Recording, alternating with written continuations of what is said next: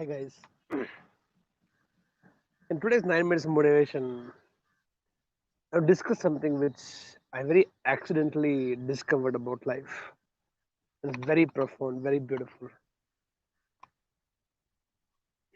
Human beings, we have this brilliant thing called intelligence. That is not important. Important is the direction of the intelligence. Where are you directing your intelligence? That is where you will see results. One common, natural, very instinctively, impulsively, all our intelligence works is we always have this something which I call as anticipatory suffering. We suffer in anticipation. This will go wrong. So what happens if she will leave me? What happens if he will leave me? What happens if the business will be we will make loss in the business? What will happen if I pick up a health issue? What will happen about my future? What will happen to my children's future?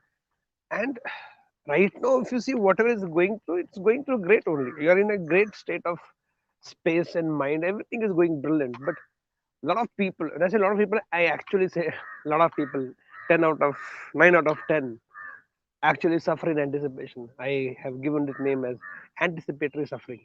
Suffering in there is no suffering right now, but we're suffering in anticipation.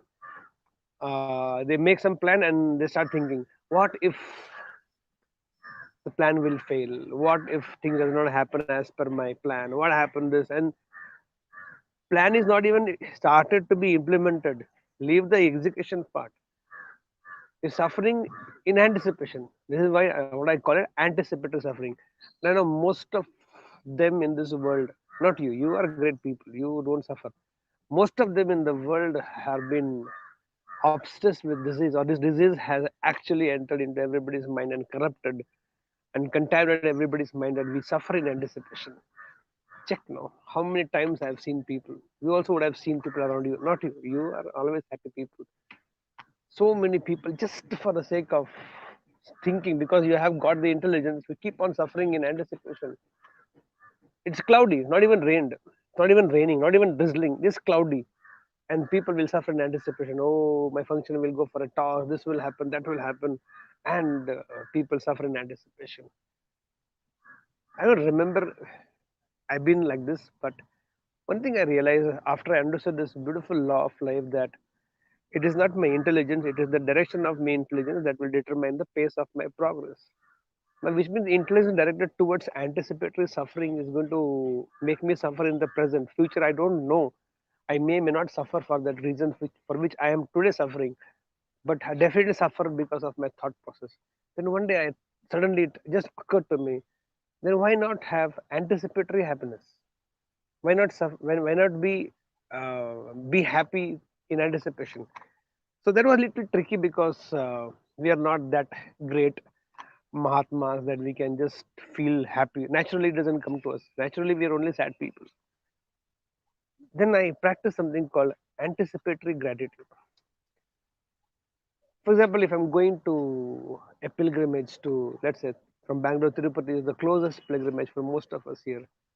So as I start my journey towards Tirupati to be with Lord Venkateshwara, before I start my journey only, I close my eyes, fold my hands, and I express my gratitude in anticipation that I will have a fabulous darshana. I will have an thank you, God, for giving me fabulous darshana. Thank you, God, for giving me a fabulous experience in Tirupati Balaji. And I start expressing gratitude in anticipation that this is how it will be. And joy of all the joys, it has always turned out to be like that. It's simply as if I to give you a very simple example, I come to your home, and as I enter the house and take the seat that you offer me, and I just say this to you: thank you for the wonderful tea that you're going to serve me.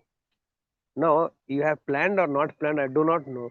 But the moment I have said this, thank you for the wonderful tea that you're going to offer me, you have no choice left but to make tea for me, and which you may not have planned to offer me. You would have planned something, whatever it may be. I can say, thank you for the lovely lunch you are going to offer me today. So I am grateful and I am grateful in advance about what I am going to receive it. A lot of people say when I say When you go to God, what do you ask for and what do you say?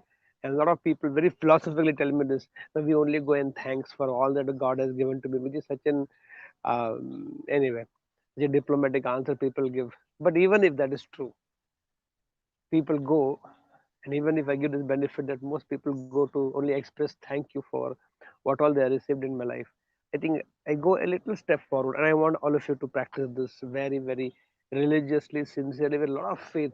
Like faithfully, only you should do this and express gratitude in anticipation, or whatever you want to call anticipatory gratitude.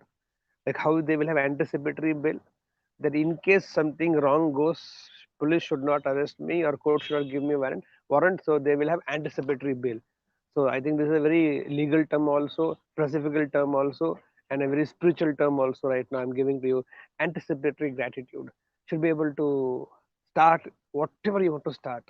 Sitting there should say, this function is going to be the most beautiful function, and thank you, my Lord, for making things happen the way we have planned. And now it's as simple as telling all of you, or telling to you, I'm thankful for the tea that you're going to serve me.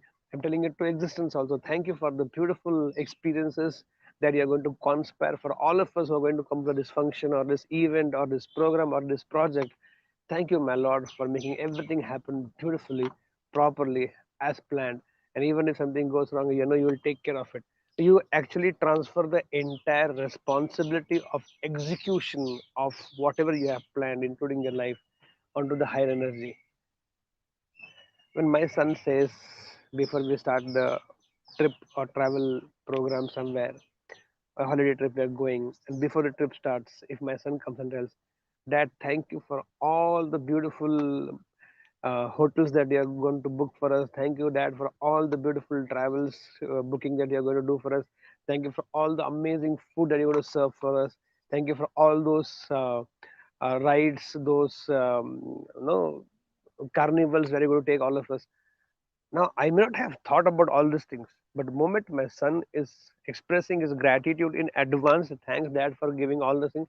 Now, my mind now is now he has transferred the responsibility of executing the whole thing as per him onto my head, and because he is my son, and I definitely will do for him. I wouldn't have even thought all these things, but because he expressed all these things. One thing is expecting, begging, Dad, I want this, Dad, I want that. I will say, get lost. I don't interested. Whatever you will get. Be happy with that. But when he is expressing in gratitude, I know he will be able to. He is worthy of the experiences, and I will make sure somehow or other make the entire holiday trip brilliant for him. In the process, I also will have, and everybody will have. I think this anticipatory gratitude is something I think you should definitely follow wholeheartedly, religiously, sincerely, faithfully, in this anticipation that all of you will practice it. Thank God for making them understand what I'm trying to explain to them in this 9 minutes. Wish for all of you to practice anticipatory gratitude with His grace. 9 minutes motivation at 9 a.m. is inspired by life and sponsored by the Kingdom College, preparing you for life. I am Deepak here, and my life is truly beautiful and stay on top of it because I work as worship. And if you have some very beautiful, apt title for this, do share with me and write some comments about what do you think about, should you suffer in anticipation or should you be grateful in anticipation?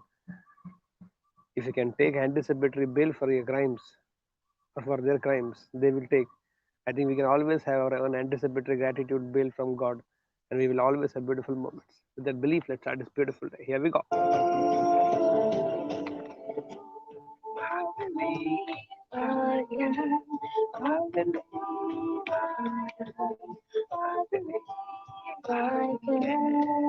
Guys, go get set and grow.